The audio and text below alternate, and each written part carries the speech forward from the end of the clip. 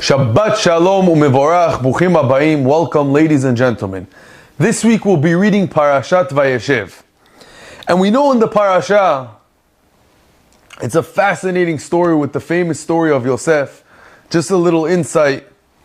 We know in life, many times, we have hardships. Many times, some people don't even say it out loud. Sometimes to ourselves, we say, hey, God, why are you doing this? HaKadosh Baruch Hu, why? Why am I being punished? What did I do wrong? Why is my life so hard? And we always know there's an answer. We always know we have to work on our bitachon. But I really recommend everyone to look at this week's parasha.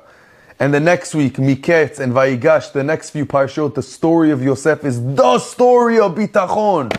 You see the whole story of where Yosef came from, where he went, and what he became.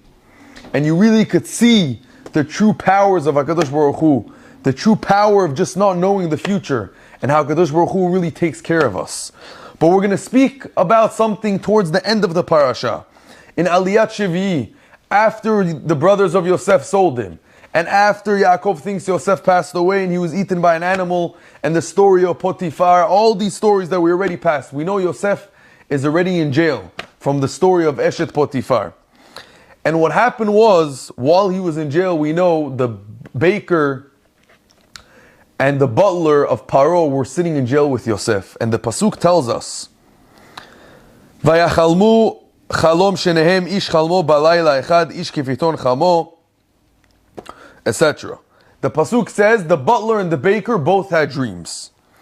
And look at this Pasuk, Rabotai, listen carefully. Vayavo alehem Yosef baboker, Yosef came to them in the morning.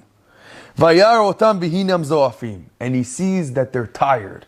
He sees that they're saddened. The next pasuk, Vayishal et serise Paro, and Yosef asks the servants of Paro, Asher Yito that were with him, b'mishmar bet Adonav, in the prison, Lemor, saying, Madua penechem ra'im ayom, why are your faces saddened? Why are you tired? What is going on today? Vayomur elav, and they answered him, Chalom chalamnu, we had a dream, and we have no one really to answer the dream. The question is, Rabotai, we know the Torah is very careful on how it uses its words. And the Torah doesn't even have an extra letter. But it seems to me over here that the Torah is going out of its way to tell us a story.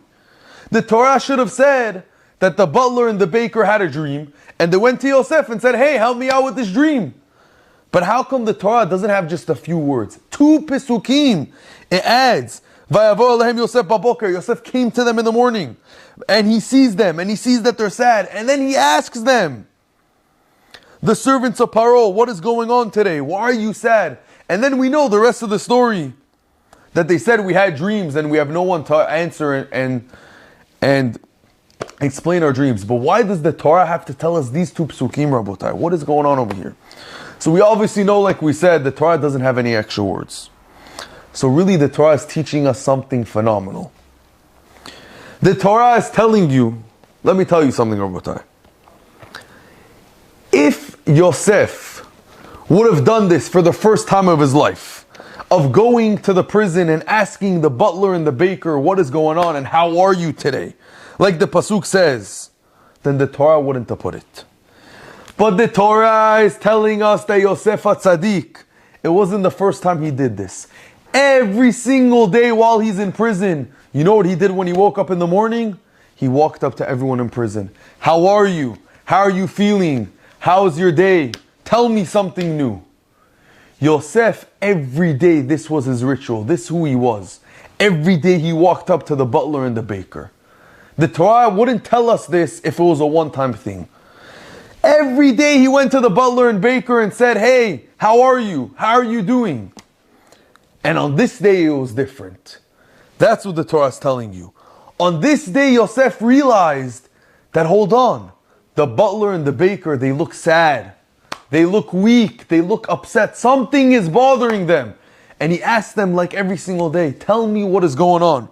That's why the Torah has to go out of its way and tell us. Yosef goes and asks them what is going on. It's not extra, Rabotai. And why did the Torah have to tell us this? To teach us a lesson. We know what is the rest of the story. Yosef tells them and explains them the dreams, explains to them, translate the dreams that they had, and told them one's going to die and one's going to go back. And we know later on what happened was, the rest is history, that they told Paro, hey, there's someone, Yosef, when Paro had a dream later on, in the coming weeks, that Paro had a dream and he said, there's someone, Yosef, I remember there's someone, Yosef HaTzadik, in prison that can interpret your dream.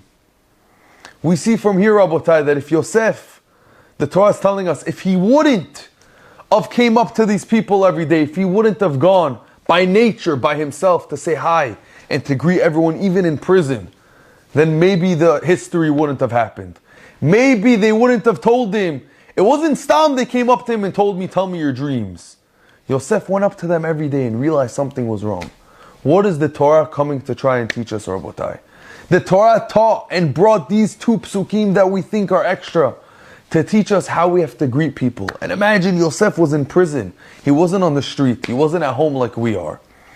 How important it is to say hi to your neighbor, to say hi to your fellow friend. Chachamim tell us always you have to greet everyone nicely. With Sevar Panim, you have to come and greet them with a smile. How important it is, we don't realize. Rabotai, especially the world we live in today, we're so busy on our phones, we're working, we're running around. Say hello to the person, and not only to your best friend. Say hello to the mailman, say thank you to the mailman. You go to the cashier, you go to the store, wherever you are, greet people. Hi, how are you? How's your day? It doesn't cost us to say anything. It doesn't cost you to say how are you to the Gentile on the street, or to your friend, or to someone who you didn't see in a long time. How important it is to greet people with a nice face, to greet people with a good morning, with a good night, with a good evening. We don't have time, but there's so many stories of people being saved just because they said good morning to the security guard or to the mailman. We live in a world of goyim. We live in galut. We have to have derech eretz, and part of derech eretz, the Torah is teaching us, Yosef HaTzadik, in prison, in the low of low, he went up to every person and he greeted them. And that's what saved him. And that's what made him go and realize that the baker and the butler were sad and they were confused because of their dream. And the rest is history, that Yosef came out and saved his brothers, and we are who we are today. Be'ezrat Hashem, Rabotai, if we try to learn the lessons from the Shvatim, the lessons from our Avot, take a lesson every week. This week it's about greeting someone else, greeting a person. He might not even be your friend. Hello, how are you? These conversations could go very far. And Be'ezrat Hashem, we'll bring Mashiach very soon. We'll see the Geula Shelema just by being kind and saying hello to other people. Shabbat Shalom u'mevorach.